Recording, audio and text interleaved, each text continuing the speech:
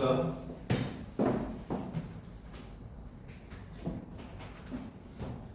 자, 이번에는 김윤식을 비롯한 온건 개화파라고 했으니까 아까는 급진 개화파였고 이제는 온건 개화파에 대해서 이야기하려나 보다 생각하면 되고, 국가의 노비 세습 금지령 공포에 대해, 그러니까 노비 세습 금지하는 명령을 공식적으로 선포했다. 이렇게 글자의 의미 자연스럽게 머릿속으로 풀어가면서 읽어야 돼. 아시겠죠? 전적으로 지지한다는 입장을 표명하면서도 인간은 타고난 능력에 따라 귀천이 생기고 이에 따라 불임을 받는 것이 정당하다고 주장하였다. 사실 이게 읽으면서 여기서 고개를 갸웃한 게 정상이에요. 그래서 나도 그랬어요. 그냥 앞에서는 노비세습 금지령 이건 지지한다고 하고 귀천은 또 정당하다고 하네. 좀 앞뒤가 잘 안 맞네. 물론 단순히 노비세습 금지령이 무조건 귀천이 없다를 의미하는 건 아니지만 기본적으로 노비세습 금지령에 대해서는 전적으로 지지한다라고 하지만 능력에 따라 귀천 생기고 다른 사람이 다른 사람의 불임을 받는 거 이게 정당하다고 이야기하는 건 좀 이상한데 라고 생각하는데 뒤에서 바로 그래서 인해평등을 인정하면서도 신분차별을 정당화하는 양면적 태도를 보였다라고 진술을 해주죠. 아, 얘는 그래서 양면적 태도를 지녔다는 게 핵심이구나 라고 생각하면 되죠. 그래서 급진개화파 그 다음에 온건개화파 얘기하는데 여기에 대표적인 애가 김윤식이고 대표적인 애라고 하면 안 되죠. 대표적인 사람이 김윤식이고 이 사람의 특징은 양면적 태도. 그래서 노비세습 금지에 이거는 오케이 지지합니다. 근데 능력에 따라 귀천 생기고 불임 받는 건 그건 정당한 건데 이렇게 얘기했다 이거예요. 무슨 말인지 알겠죠? 그래서 평등 인정하면서도 차별 정당화하는 거 이거는 양면적 태도다라는 진술이 있는 거고요. 민관에 관한 개화파의 주장은 여러 상황과 맞물려서 가부개혁의 신분제 폐지라는 법제상 조치로 이어졌지만 노비는 잔존했고 사회적 차별도 지속되었대요. 뭔 말이에요? 이런 주장 때문에 실제로 법 제도상으로는 신분제가 없어졌지만 실제 현실에서는 여전히 잔존하고 차별도 있었다 이 얘기죠. 이런 상황에 대한 이해도 사실 계속 이야기하는 그 정약용 유형원 질문 있죠. 거기서도 비슷하게 출제된 내용이에요.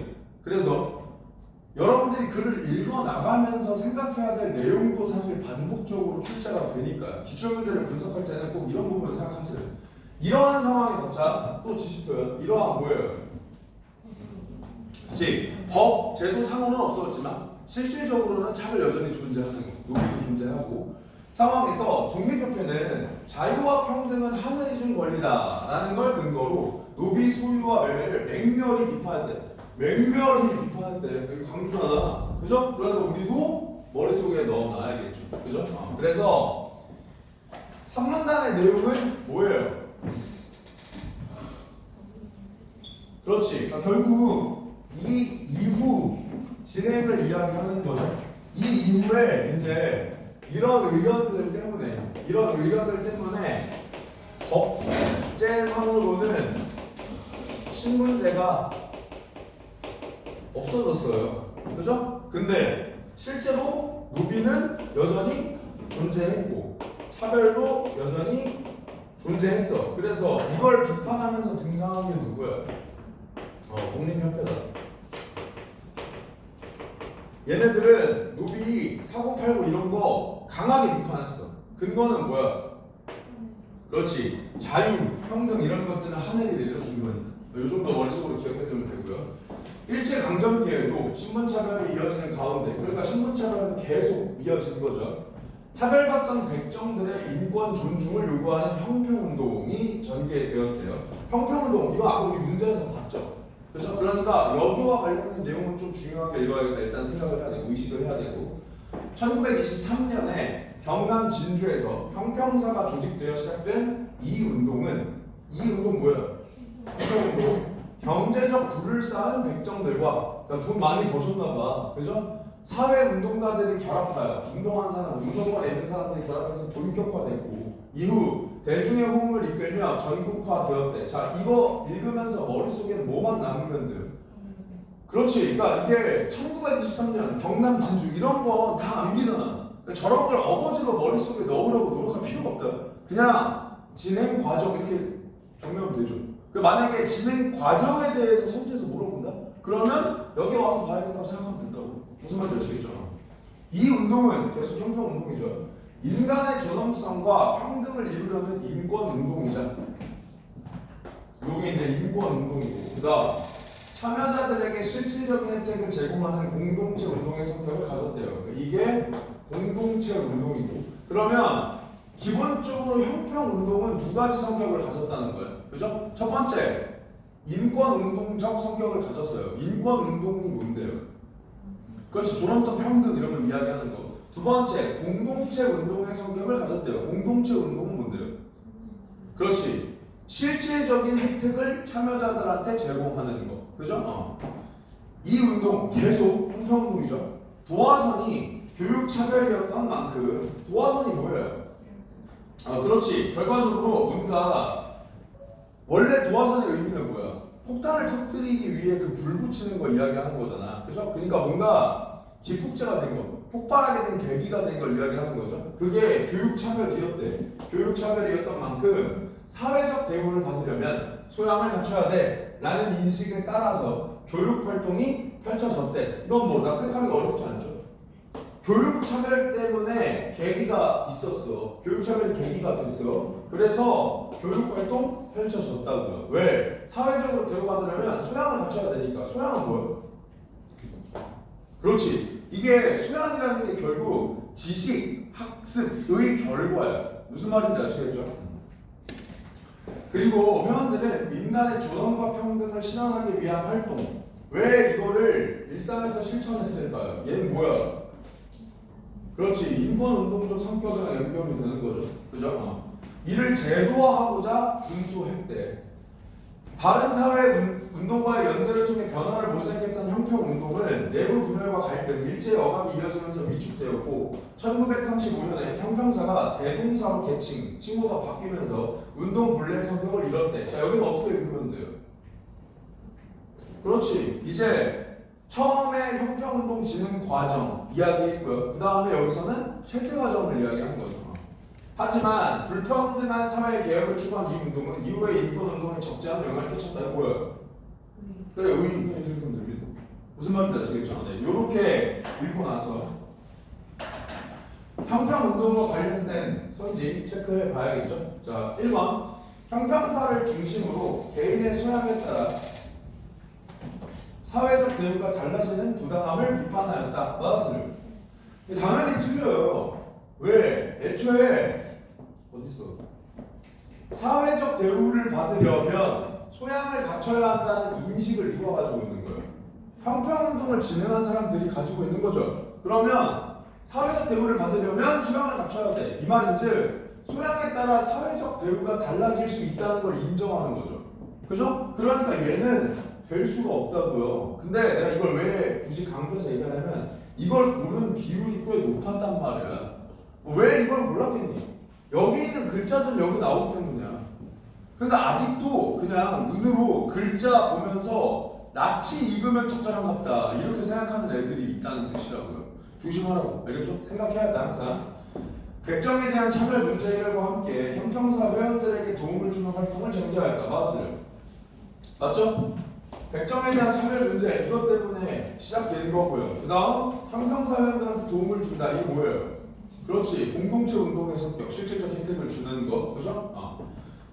백성들이 처한 경제적 불평등을 제도적 차원에서 해소하기 위한 활동이 중심이었다. 애초에 중심에 된 사람들이 경제적 불을 쌓은 백정들이었죠. 그러니까 뭐 백정들이 처한 경제적 불평등 이거와 관련돼서 이야기하는 게 말이 안 되고 애초에 나오지도 않고 그 다음 형평사가 대동사로 계층되면서 교육을 통해 참여자들의 평등한 권리를 실현하고자 하였다. 애초에 이 계층했을 때 혜택이죠. 운동 본래 성격을 잃은 부분이니까 안 되고 일제의 억압으로 발생한 불합리한 처우를 개선하기 위해 사회운동가들의 노력으로 시작되었다. 사회운동가는 나중에 참여해서 본격화시키는 주체지 시작한 애들은 아니다. 얘도 역시 마찬가지죠. 주체에 포함한 거죠. 그러니까 이런 것들 아까 우리가 본 선지에도 나왔지만 계속해서 평가원이 반복 출제하는 요소니까 머릿속으로 염두는 두라고. 아시겠죠? 자, 그 다음 전개 방식에서 남은 것만 체크합니다. 남은 것만. 자, 나 국가 정책에 대한 개화파들의 찬반 의견 나와 안 나와?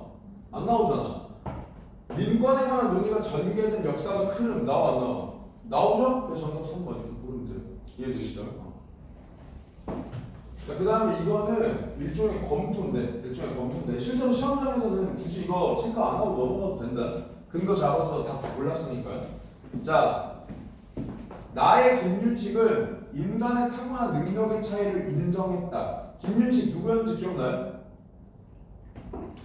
어디 있어? 저기 온건개혁파, 그죠? 양면적 태도 보이는 데 있죠? 그래서 노예 제도 없애야 돼. 이건 전적으로 지지하지만 능력에 따라서 귀천이 정해지는 건 인정하는 양면적 태도를 보였죠. 그러니까 가능하고요. 그 다음 아리스토텔레스도 마찬가지예요.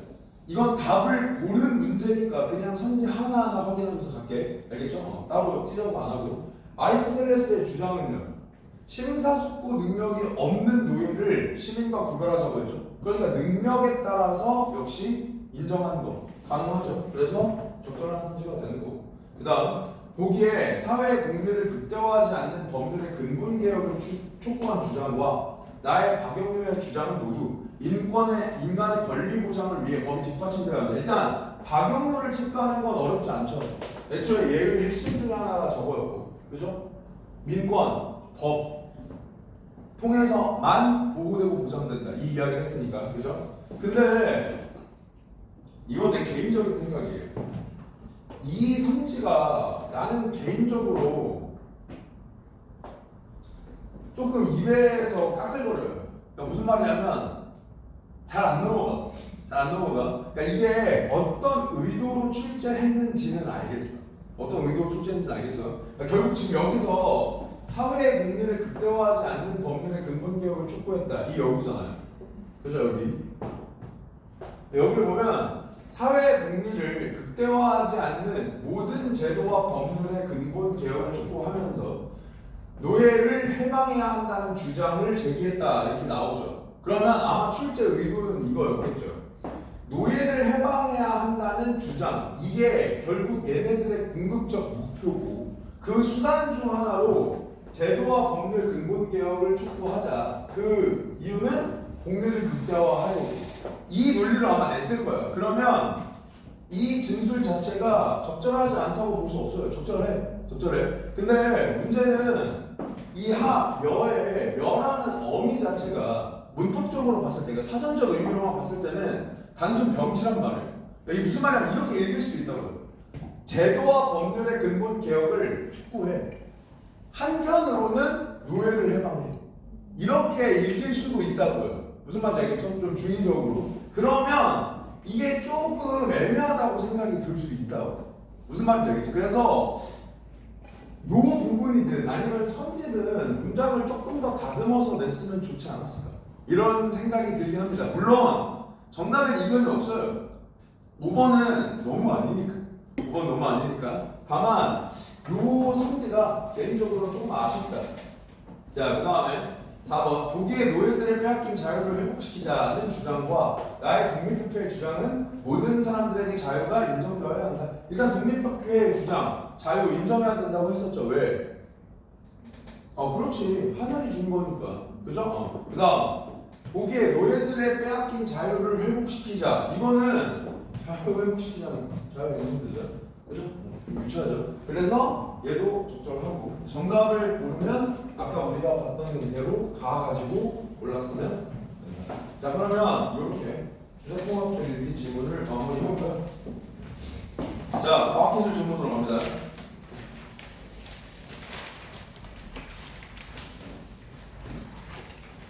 그 14번에서 17번 세트. 일단 14번에서 17번 세트가 전체적으로 오답률이 높아요. 그러니까 오답률이 엄청 높지는 않은데 골고루 조금 높거든요. 그래서 오답률 상위 10문제를 딱 끊어서 생각을 했을 때 14번이 오답률 10이고 15번이 오답률 5이고 16번이 오답률 8입니다. 무슨 말이냐면 어휘 문제를 제외하고는 모든 문제의 오답률이 10위권 안에 존재한다는 뜻인데, 물론 모의고사가 쉬웠으니까 10위권 안에 존재해도 그렇게 많이 틀리진 않았어요. 절반 이상은 맞췄어요. 근데 어찌됐든 간에 얘네들을 그나마 상대적으로 많이 틀렸다는 거잖아. 물론 다른 문제들이 더 쉬웠기 때문도 있겠지만 나는 개인적으로는 여전히 아이들이 과학기술에 대한 일종의 겁먹음이 있다고, 쪼는 게 있다고 생각한다. 그리고 쪼는 게 있으니까 상대적으로 특히 중하위권 애들 잘 들으세요. 알겠죠? 독서 어려워하면 한 지문 날리는 애들. 그런 애들이 이런 지문을 버릴 가능성이 있어요. 무슨 말인지 알겠죠? 그냥 과학기술 좋겠다. 뭐 이상한 단어 나오네. 저 뭐야 라플라스 뭐야 이거?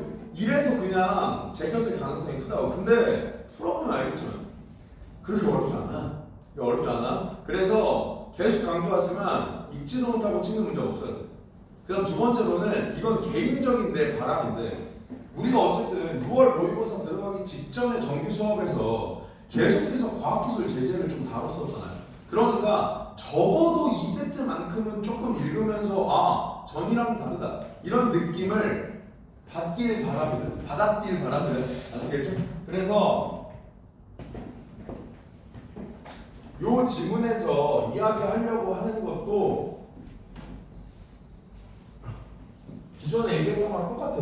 자, 과학기술 제재잖아요. 과학기술 제재에서 우리가 좀 머릿속으로 생각해 봐야 될 건 첫 번째, 수용과 이해. 그죠? 일단 과학적 원리 같은 걸 막 던질 때는 솔직히 걔네들을 이해하는 건 어려울 수 있어요. 그죠? 왜냐면 원리는 그냥 그런 거잖아. 그래서 그러면 그런 애들은 받아들이면 된다. 그냥 수용하면 돼. 반면에 수용한 부분을 가지고 이해하는 부분들은 이해해야 돼. 근데 여기는 애초에 그냥 지문 구성부터 적나라하게 그걸 물어봐요. 그죠? 제일 처음에 그 라플라스 식을 던지줘요. 그 다음부터는 계속 뭐라 그래요? 라플라스 식으로 이런 거 알 수 있다. 라플라스 식으로 이런 거 알 수 있다. 계속 던지죠. 그럼 거기는 앞에 내용을 이해하는 얘기예요. 무슨 말인지 알겠죠? 그러니까 그 방식의 읽기를 연습하기 좋은 세트. 두 번째로는 내가 과학기술 관련해서 또 뭐 많이 얘기하는 이미지화. 그죠? 우리가 모든 제재를 통틀어서 그림이 가장 많이 제시되는 제재가 과학기술이다. 반대로 얘기하면 과학기술이 그림으로 이해하기 좋다. 근데 그림이 안 나와? 그럼 그냥 머리로 이미지화하라고. 정확하게 이미지화할 필요 없어. 우리는 국어 문제를 푸는 거니까 그냥 나만 이해할 수 있는 도구로 활용하라고요. 아시겠죠? 그래서 그 내용들을 생각하면서 글을 읽어보도록 하겠습니다. 자, 우리는 물방울, 비눗방울, 기포 등이 구의 형태를 취하고 있는 걸 볼 수 있대요. 이건 나쁘다 어렵지 않죠? 구형은 동일한 부피에서 표면적인 최소인 형태래요. 자, 받아들이면 되죠. 이해된다. 그럼 이해하시면 되고, 이해 안 된다. 그럼 동일한 부피에서 표면적인 최소구나 적으면 되거든요. 이는 액체 분자 간의 인력으로 발생하는 표면 장력의 작용 때문이래. 자, 인력이 뭐예요? 그렇지, 당기는 힘이죠. 그럼 여기서부터 개인적으로 머릿속으로 나는 이미지화를 시작했다고. 이미지화를 시작했다. 뭔가 땡기는 거, 이걸 머릿속으로 이미지화했다고. 액체 방울에서 방울의 외부 압력과 표면 장력으로 인한 압력의 합이 내부 압력과 균형을 이룰 때 방울은 그 크기를 유지한대. 이런 게 그냥 쓱 읽었을 때 날아가기 쉽잖아요. 그죠?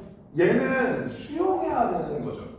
수용해야 되는 거죠. 물론 선생님 저는 과학을 좀 잘하는 편이라 이 정도는 뭐 당연한데 이해하세요. 밑동 붉어요. 저는 못해요. 그래서 나 같으면 그냥 얘를 일단 머릿속으로 이미지화함과 동시에 체크하려고 노력한다고요. 그래서 외부 압력, 그 다음 표면 장력으로 인한 압력, 그 다음 내부 압력, 요 세 개가 균형의 변수구나. 이 정도로 체크한다고요. 내가 농담 반 진담 반으로 평가원 변수 패티시 있다고 그랬잖아. 그죠? 변수는 좀 중요하게 생각하고 잡아두라고. 균형을 이룰 때 그 크기를 유지한다. 이때 내부 압력은 액체 방울을 팽창시키는 힘으로 작용하고 외부 압력과 표면 장력으로 인한 압력은 액체 방울을 수축시키는 힘으로 작용한다. 자, 슬슬 나는 선생님 국무병이라고 국어밖에 모르는 병신이라고요. 그래서 저는 슬슬 과부하가 오기 시작했습니다.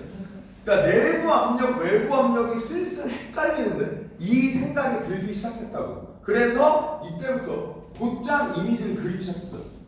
곧장 이미지를 그리기 시작했어. 그 내가 저번에 총평할 때 보여줬었는지 모르겠는데 앞에 바는 내가 확실히 보여줬는데 뒤에 바는 내가 보여줬는지 모르겠는데 이게 여기 그린 거 보이죠? 내가 이거 시간 내에 풀 때의 흔적 그대로 적어놓은 거거든요. 내가 풀 때 이걸 그냥 막 그리는 거란 말이야, 대충. 그러니까 실제로 여기에서 그라게다 판단하는 거예요. 자, 여기서 제일 중요한 거 강조하지만 이거예요. 그림 그리면 좋다? 이거 알아봤자 의미 없어. 그거 몰라서 안 하는 거 아니잖아.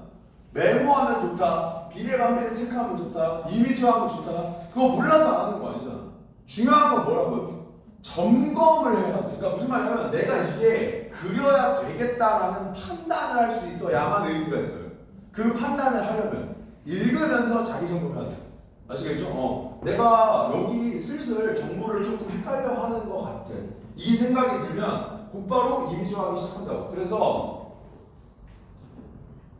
잘 그렸는데? 아무튼 자, 이렇게 액체 방울이 있어요. 그러면 여기에 일단 첫 번째 표면 장력 때문에 생기는 압력이 있죠. 근데 이 표면 장력은 인력 때문에 생긴다고 했으니까 나는 이렇게 이미지화했다고. 이렇게. 그래서 여기에 이렇게 표면 장력 요 압력이 있고 그 다음에 내부 압력은 내부의 압력일 텐데 얘가 팽창시키는 힘으로 작용한대요. 그러면 이렇게 이미지화했다고요. 무슨 말인지 아시겠죠? 그 다음에 외부 압력은 수축시킨다고 했으니까 이렇게 이미지화를 했다고. 그죠? 그러면 아까 앞에서 밑줄 쳐놨던 얘도 무슨 말인지 이제 이해가 간다고. 외부 압력과 표면 장력으로 인한 압력의 합, 그러니까 얘네의 합이죠.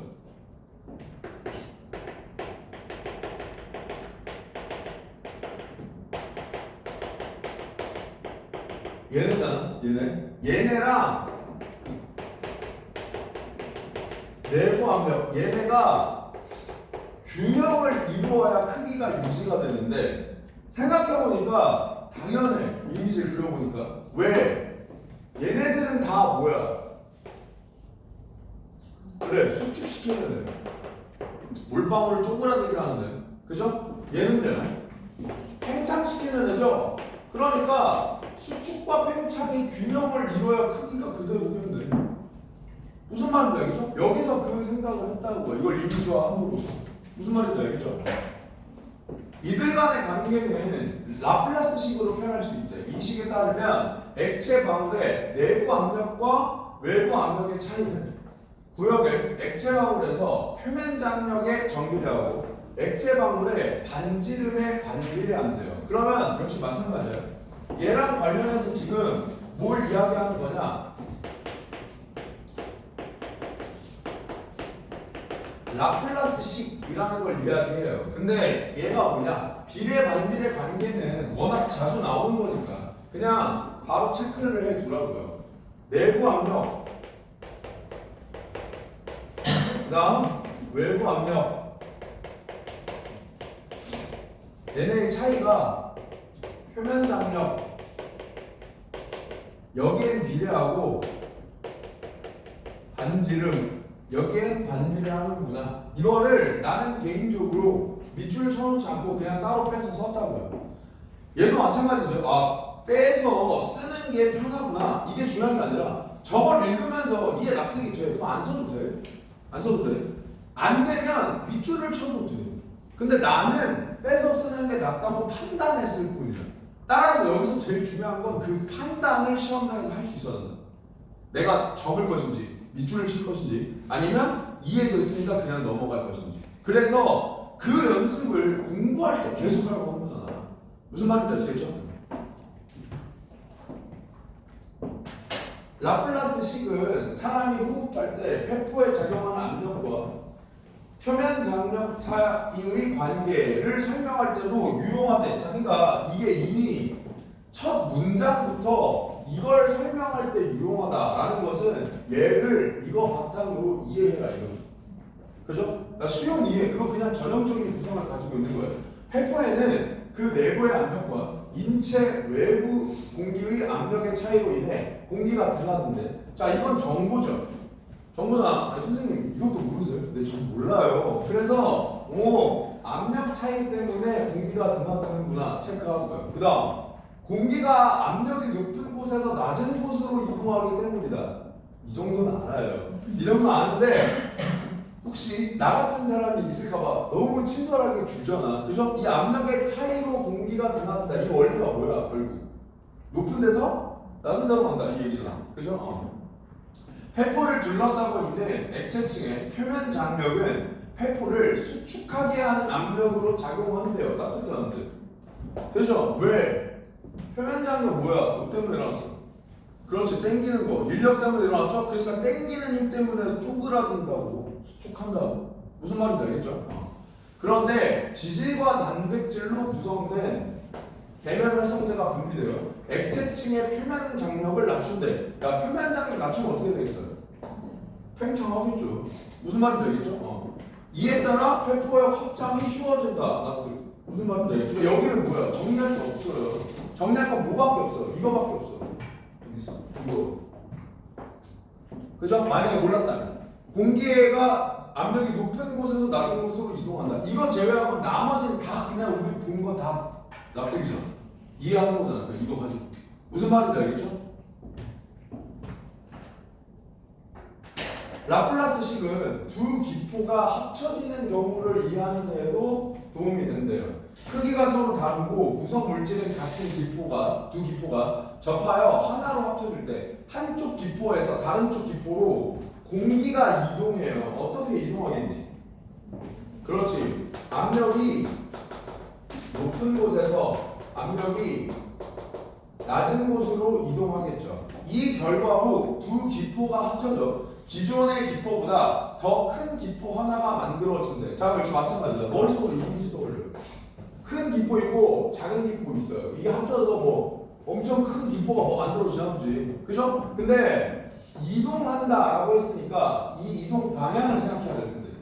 방향을 생각해야 될 텐데 라플라스 식이 이걸 이해하는 데 도움이 된다 그랬죠. 그러면 뭐 떠올리면 돼? 이거 떠올리면 된다 그러면. 그죠? 자, 그럼 여기서 우리가 압력을 따져봐야 되니까 압력이 높은 데서 낮은 데로 갈 테니까 얘를 생각을 해야 될 텐데 구성 물질이 똑같다고 했죠. 구성 물질이 똑같다는 건 무슨 말이야? 얘 날라간다 이거예요. 그죠? 왜 표면 장력의 변수인 거예요? 네? 이미 좋아할까 이거? 인력 땡기는 분자 간의 인력 때문에 생기는 거였잖아. 그죠? 구성 물질이 똑같으면 구성 분자가 똑같겠지. 이게 날아가요. 뭐만 생각하면 돼? 얘만 생각하면 되지. 그죠? 그러면 반지름을 알아볼래. 알잖아. 그죠? 반지름은 누가 더 커요? 얘가 더 크죠? 그러면 압력은 누가 더 커요? 얘가 더 크죠? 그럼 큰 데에서 작은 데로 이동하죠. 이렇게 이동할 거라고. 무슨 말인지 알겠죠? 자, 요거 이미지로 떠올리고 바로 기억과 관련된 거 체크한다고. 기억 관련된 거 체크한다고. 자, 기포 안의 공기는 큰 기포에서 작은 기포로 이동해요? 아니고요. 작은 기포와는 다르게 바로 치고. 큰 기포에 표면 장력이 작용하잖아. 아니죠. 애초에 표면 장력 때문에 구체를 이룬다고 했잖아. 그죠? 그 다음에 접해 있는 두 기포 간에 공기의 이동이 이루어지는 것은 기포 내부의 압력이 동일하기 때문에 아니죠? 차이 때문이죠. 그 다음 새롭게 만들어진 기포의 내부와 외부의 압력 차이는 그러니까 내부와 압력 차이 이거 얘기하는 거죠. 이거 얘기하는 거죠. 처음에 큰 기포의 내부와 외부의 압력 차이보다 그러니까 얘랑 얘를 비교하라는 거죠. 합쳐져서 커진 애랑 둘 중에 큰 애를 비교하라는 거예요. 얘도 똑같죠. 구성 물질은 바뀐 거 없으니까 표면 장력은 동일합니다. 그럼 뭐만 따지면 돼? 반지름만 따지면 되죠. 얘랑 얘 중에 반지름 누가 더 커? 얘가 더 크죠. 얘가 더 크니까 압력은 누가 더 커? 얘가 더 크죠. 그죠? 그러니까 새롭게 만들어진 애가 처음 얘보다 작다. 맞죠? 정답 4번. 이렇게 보면 된다. 무슨 말인지 아시겠죠? 5번. 처음의 두 기포와 달리 나중에 생성된 기포의 내부와 외부의 압력 차이. 예. 그죠? 얘는 표면 장력으로 인한 압력보다 크다. 아니, 애초에 이 구체가 저 구체의 형태를 유지하고 있으려면 요 상태여야 돼. 요 상태여야 돼. 그죠? 근데 내부와 외부의 압력 차이라는 건 얘 뒤집으라 이렇게 이항하라는 거잖아. 쉽게 얘기해서. 그죠? 그러면 얘랑 그러니까 균형을 이룬다라는 게 같은지는 나는 잘 모르겠지만 어쨌든 같거나 비슷한 상황이 있겠지. 균형을 이루는 상황이 요게 균형을 이루는 상황이라니까 내가 과학을 전공하지 않아서 확신은 못하는데 내가 이해한 거로는 균형을 이룬다는 건 결국 여기의 수치랑 여기의 수치가 뭐 어떤 상수나 이런 것들 변수 다 제외했을 때 같다는 뜻일 거 아니야. 그죠? 실제로는 뭔가를 곱해야 될 수도 있지만 그러니까 얘를 뒤집었을 때 이것보다 크다 이거를 확신할 수는 없다. 무슨 말인지 아시겠죠? 자, 실생활에서 라플라스식과 관련된 사례로 잉크젯 프린터를 들 수 있대요. 요즘 너네들은 사실 잉크젯 프린터를 어렸을 때 썼는지 잘 모르겠는데 너네들도 어렸을 때 잉크젯 프린터 썼어요? 네. 고개를 끄덕이는 애는 나와 있는데 세대가 좀 가까운 거겠어요. 요즘엔 다 레이저 프린트 쓰니까, 그죠? 예전에는 다 잉크젯 프린터 썼단 말이야. 잉크. 그래서 막 컬러 잉크 이런 거 비싸가지고 막 컬러 잉크하면 막 부모님한테 뒤통수 먹고 그랬어요. 이 잉크젯 프린터가 이 잉크통이 있으면 잉크통 이렇게 왔다 갔다 하면서 인쇄를 하는 건데 걔 밑에를 보면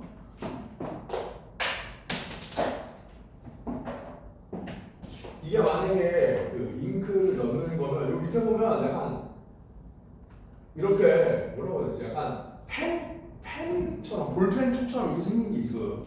이걸 얘기하는 거예요. 잉크젯 프린터의 동질. 무슨 말인지 알겠죠? 그래서 여기에서 잉크를 이렇게 쏘면 방울 형태가 돼요. 이게 만약에 종이면 내가 여기에 닿으면 그게 잉크를 이제 쏘는 게 완료됐으니까 이제 뭐 원하는 걸 인수할 수 있게 되는 거라고요. 무슨 말인지 아시겠죠? 그래서 이것도 마찬가지야. 나는 개인적으로 여기로 그냥 이런 이미지를 떠올렸어요. 얘는 그리진 않았어. 이런 이미지를 떠올렸어요. 그래서 라플라스식에서 알 수 있듯이 이때의 구형의 잉크방울에서도 내부 압력은 외부 압력보다 높다. 자, 이거 나쁘다는데.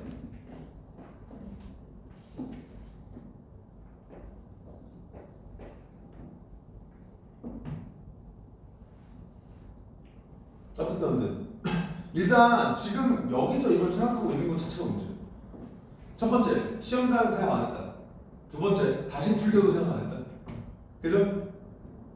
고민 좀 해, 제발. 알겠죠? 왜냐면 물론 시험장에선 이것도 수용하고 넘어갔을 수 있어. 밑줄 치고 넘어갔을 수 있지. 근데 다시 풀 때는 고민해 봤어야지. 왜? 라플라스식과 관련된 사례라고. 심지어 여기서 아예 그냥 필자가 뭐라 그래? 라플라스식 보면 알 수 있지? 얘기를 주잖아. 그러면 최소한 라플라스식 가서 이해할 수 있는지 고민하고 모르겠으면 최소한 알 수 있어 없어 라고 했을 때 바로 저는 모르겠던데요 라도 나와야 된다고. 무슨 말인지 그게 내가 뭘 모르는지를 알고 이 자리에 앉아있다 이런 의미잖아. 무슨 말인지 알겠죠? 자, 봐봐. 내부 압력, 외부 압력. 그러니까 외부 압력에 표면 장력을 더한 값이 내부 압력과 균형을 이루어야 돼요. 그죠? 그러니까 당연히 얘네 둘만 비교했을 때 얘가 더 크다고요. 무슨 말인지 아시겠죠? 구형의 잉크방울이 형성되는 것만으로 인쇄가 제대로 이루어지는 것은 아니래요. 잉크방울이 노즐에서 나와서 목표 지점에 얼마나 안정적으로 도착하는지 이거는 오레수르 계수로 표현된대. 자, 그럼 얘는 다른 거 하나 또 얘기하는 거죠. 다른 거 또 하나 얘기하는 거야. 얘 가지고는 잉크가 방울 지는 걸 이야기를 했고요. 실제 그 방울이 방울이 잉크 방울이 종이에 안정적으로 도달하려면 여기에는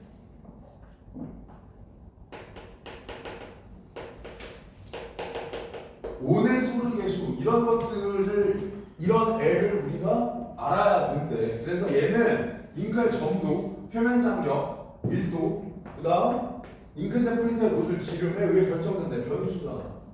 그죠? 체크해두고 점도란 끈적거림의 정도를 말하면 야, 이건 읽으면서 너네가 기분 나빠야 되는 거 아니야? 뭘 이런 것까지 설명해 이렇게 생각해야 되는 거 아니냐고. 아시죠? 끈적끈적한 정도 말하면 액체가 끈적끈적할수록 저도 한 번 더 설명해 주죠. 혹시 모를까봐. 온의 소르게 수는 잉크의 점도가 클수록 크고 잉크의 표면 장력, 밀도, 지름의 값의 곱이 클수록 작대. 자 그럼 이것도 비례관계랑 관계 얘기하는 거죠. 그죠? 체크해. 그죠? 얘는 일단 점도에는 비례하고 그 다음 잉크의 표면 장력, 그 다음 밀도, 그 다음 노즐의 지름 이 세 값의 곱에는 반비례하고 그죠? 요거 정도 체크하고 따라서 이러한 요인들을 알맞게 이러한 네 가지죠. 그러니까 다시 한번 강조해 주는 거예요. 이거 체크하라고 변수 알맞게 조절함으로써 안정적인 인쇄가 가능해진대요. 자 일반적으로 온의 소르개수의 범위가 대략 0.1에서 1.0 사이면 안정적인 인쇄가 가능한데요. 그러니까 얘가 0.1에서 1.0 요 사이에 들어갔을 때 안정적인 인쇄가 가능하고 가령 예시입니다. 다시 한번 중요하다고 생각하고 앞에 나온 거 시원하면서 읽으라고 하는데 점도가 커서 온의 소르게 수가 이 범위보다 크게 되면 자 점도 뭐였어요? 끈적거리는 정도였죠. 그리고 이 점도는 온의 소르게 수랑 비례했죠. 그러니까 얘가 커지면 이 온의 소르게 수가 커지겠죠. 그래서 이 범위 0.1에서 1.0 즉 안정적인 인쇄가 가능한 범위보다 크게 되면 잉크가 노즐 밖으로 나오지 못한대. 나쁘지 않대. 되죠? 잉크가 너무 끈적끈적해. 그러니까 노즐 밖으로 분사되지 않는다고 제대로. 이해되죠? 노즐을 뭐 달아붙나 보지. 이와 반대의 경우는 뭐야? 그렇지. 점도가 낮을 때 수많은 위성 잉크방울이 생겨 원치 않는 오염이 발생하네. 위성 잉크방울이 뭔지 알겠어요? 그래 맞아요. 이게 사실 예전에 잉크 프린트를 써본 애들은 조금 더 이미지화하기가 쉬웠을 텐데 원래 요렇게 잉크가 찍혀야 된다고 해보자. 그런데 여기에 이렇게 짜잘하게 이렇게 뭔가 물 같은 게 튄 것처럼 이렇게 잉크가 찍혀 나올 때가 있다고. 그게 위성 잉크 방울이에요. 그죠? 이게 생겨서 원천 오염이 발생한다. 점도가 낮으면 위성 잉크 방울이 생길 수 있다. 어쨌든 되죠? 점도가 낮으면 덜 끈적끈적하다 이거죠. 쉽게 얘기해서 잉크가 제대로 뭉치지 못하니까 흩뿌려지는 거라고. 무슨 말인지 아시겠죠? 온의 소르개수에 영향을 주는 네 요인이 다시 한번 지시하죠. 그러니까 이런 거 계속해서 사실 필자로 너네들 보고 환기하라고 하는 거야. 변수를 네 요인에 의해 온의 소르개의 수가 결정되면 이로부터 안정적인 인쇄 가능 정도를 파악할 수 있대요.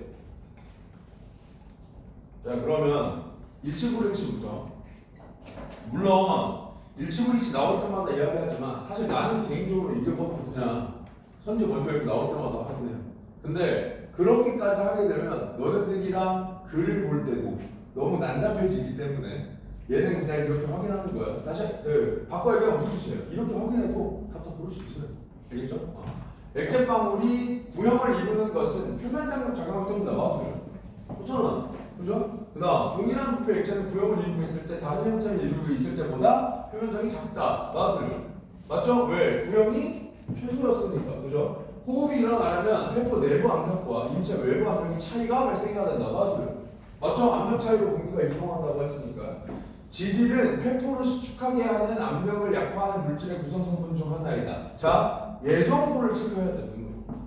그죠? 왜냐면 이건 내가 외울 수가 없잖아. 그죠? 대신 이걸 보고 뭘 묻는지는 떠올라야 돼. 뭘 묻는지는 떠올라야 돼. 폐포를 수축하게 하는 압력을 약화하는 물질이 뭐예요?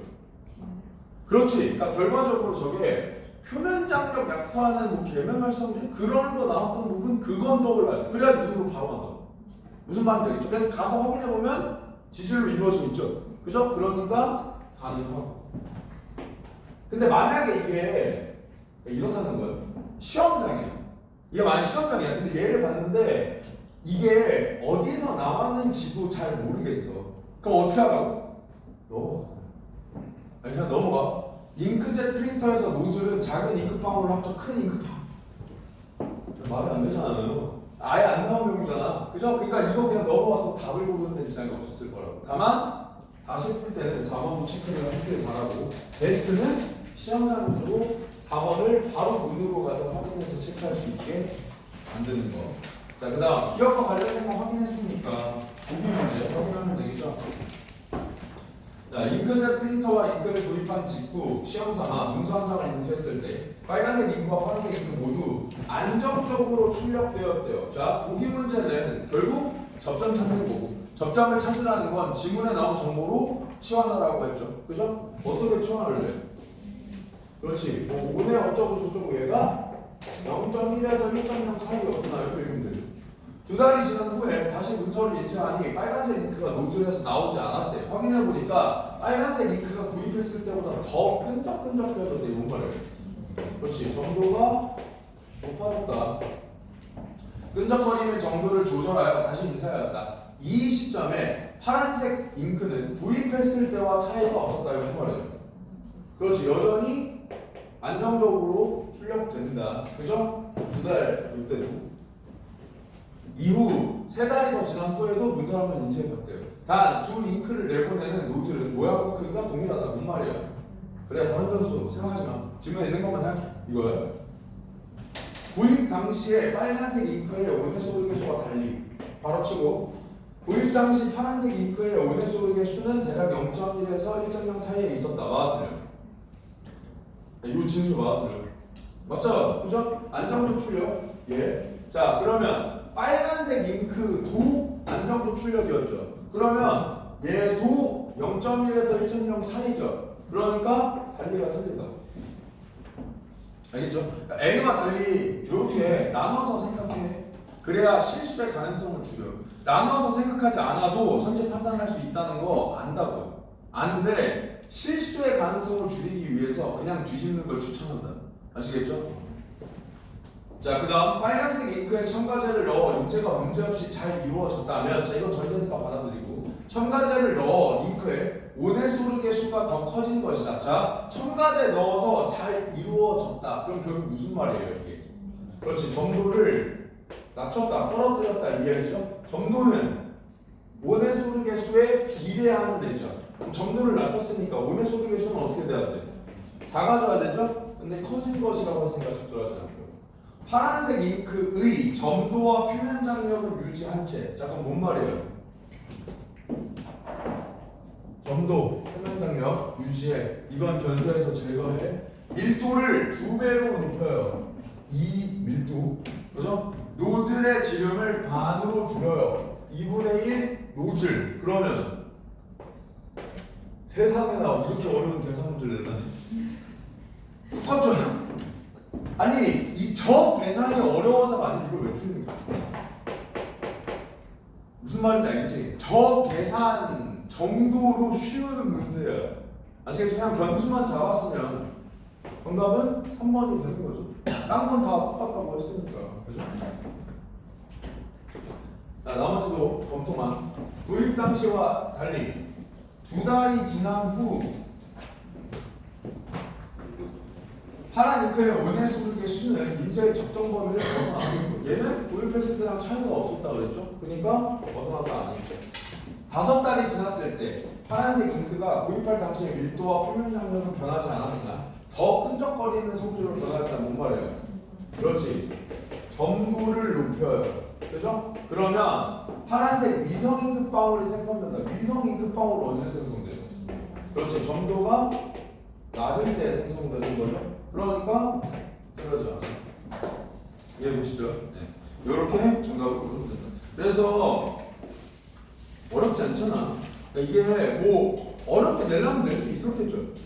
더 꼬아서 내려면 더 꼬아서 낼 수 있었을 거예요. 근데 문제 자체 책을 그렇게 까다롭게 묻지 않았기 때문에 선지 판단을 어렵게 내지 않았기 때문에 여러분들이 충분히 다 맞을 수 있었을 거라고 생각을 하고요. 자, 그래서 다음 주에는 저번에 예고했던 것처럼 총평 때 이야기했던 이번 6월 모의고사에 출제된 내용들과 유사한 전개 방식을 가지고 있거나 유사한 내용을 다루고 있거나 선지 판단에서 유사한 능력을 요구하는 애들 있죠. 그 지문들을 볼 겁니다. 그래서 1학기 교재 34쪽부터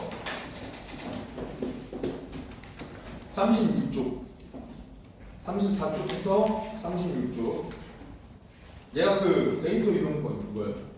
그 다음에 97쪽부터 100쪽 이게 개화 그거랑 관련해지고 선생님 저 1학기 교재 없는데요. 그래서 여기 인쇄해놨으니까 없는 친구들은 여기서 1학기 교재 가져가시고 1학기 교재 있지만 왔다 갔다 하기 귀찮으면 가져가도 돼.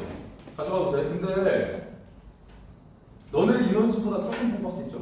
1학기 교재 없는 애들을 위해 뽑은 거니까. 그래서 다 갖고 오면 안 돼. 알겠죠? 원하면 가져가시고 없는 친구는 당연히 가져가야 되고 그 다음에 여기 손필이 있으니까 하나는 가나요? 하나는 과학기술 지문이니까 하나씩 가져가시면 됩니다. 아시겠죠? 네. 고생하셨고 종 한 1분 정도 뒤에 칠 거니까 종 치면 이동하시고 혹시 질문 있으면 말씀해 주세요.